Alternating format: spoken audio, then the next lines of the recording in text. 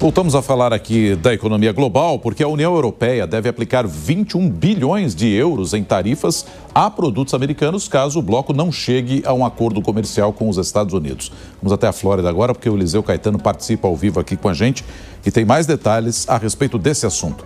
Eliseu, bem-vindo aqui ao Jornal da Manhã. Bom dia para você.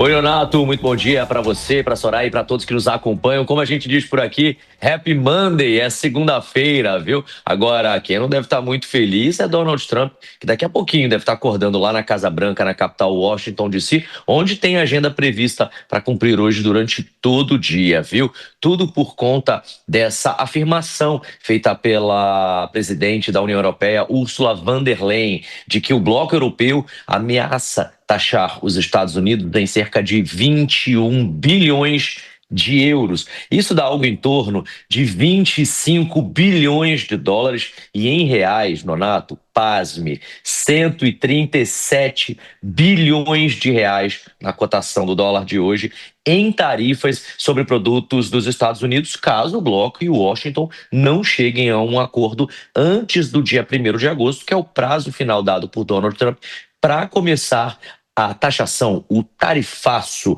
que os Estados Unidos estão implementando contra diversos países do mundo, parceiros e não parceiros, velhos aliados e nem aliados, viu? Essa medida é uma resposta direta a essas tarifas que a presidente da União Europeia chamou de unilateral, imposta pelo presidente americano Donald Trump sobre produtos europeus e também tem de outros aliados, como eu disse, né, como Canadá, México e até mesmo o Brasil está nessa lista. São ao todo 22 países na lista do tarifaço de Trump.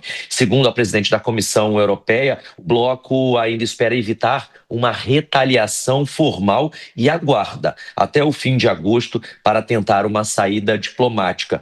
No entanto, caso as negociações fracassem, Bruxelas já prepara uma lista de produtos americanos que podem ser sobretaxados. E daí incluem-se itens agrícolas, automóveis, bebidas alcoólicas e até artigos de tecnologia que devem entrar na lista do tarifaço do bloco europeu contra os Estados Unidos. Essa tensão tem, sobretudo, aumentado nos últimos dias por conta dos muitos anúncios feitos pela administração Trump, basicamente todos eles em cartas formais, escrita pelo próprio presidente, assinada a punho e enviada para os seus homólogos.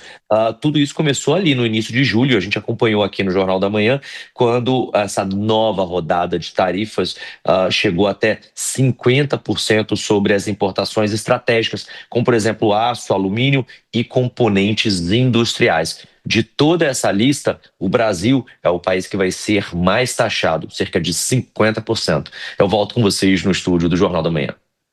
Obrigado, Eliseu. Com informações nos Estados Unidos, nós seguimos no tema, porque o presidente dos Estados Unidos, Donald Trump, afirmou que mantém discussões com a União Europeia para um possível acordo comercial. Só que numa entrevista a repórteres na base aérea Andrews, em Maryland, o republicano disse que o país está fazendo muito dinheiro com as tarifas. Alan Gani, nosso comentarista, já está aqui no estúdio para tratar desse tema com a gente. Bom, está fazendo muito dinheiro, por que mexer, Gani? Será que pode entrar numa negociação aí com a União Europeia ou não, hein? Bom dia. Pois é, de fato, aumentou a arrecadação via tarifa. Bom dia, Nonato, bom dia, Soraya, bom dia a toda a nossa audiência, né? Se a gente considerar os 6 primeiros meses do ano, a arrecadação das tarifas foi na ordem de 63 bilhões de dólares. Se a gente utiliza um período maior, o ano fiscal, 9 meses, aí 113 bilhões de dólares. De qualquer maneira, é uma arrecadação pequena diante do rombo do déficit fiscal norte-americano na casa de 1,5 trilhão de dólares. E esse déficit fiscal, evidentemente, não está ligado ao protecionismo dos outros países, mas ao elevado gasto do governo. O ponto é que, se mantiverem essas tarifas protecionistas, pode, inclusive, diminuir a arrecadação via tarifas pelos Estados Unidos. E eu explico. Porque os outros países vão retaliar também. Isso significa, como a gente viu, a União Europeia, que os Estados Unidos vão exportar menos. Então, ganha na alíquota, ganha na tarifa, mas, por outro lado, reduz as suas exportações, à medida que tem tarifa protecionista pelo outro país. Então, perde no volume, perde na atividade econômica. E tem um outro ponto também mais sutil. Os Estados Unidos vão importar menos, porque tem tarifa protecionista. Importando menos dos outros países significa que a indústria nacional norte-americana vai canalizar a sua produção não para a exportação, porque tem tarifa lá do outro lado, mas para atender o mercado interno norte-americano. Então, significa, na prática, que essa situação, embora tenha ocorrido um aumento momentâneo da arrecadação via tarifa, pode ser que a médio e longo prazo diminua a arrecadação.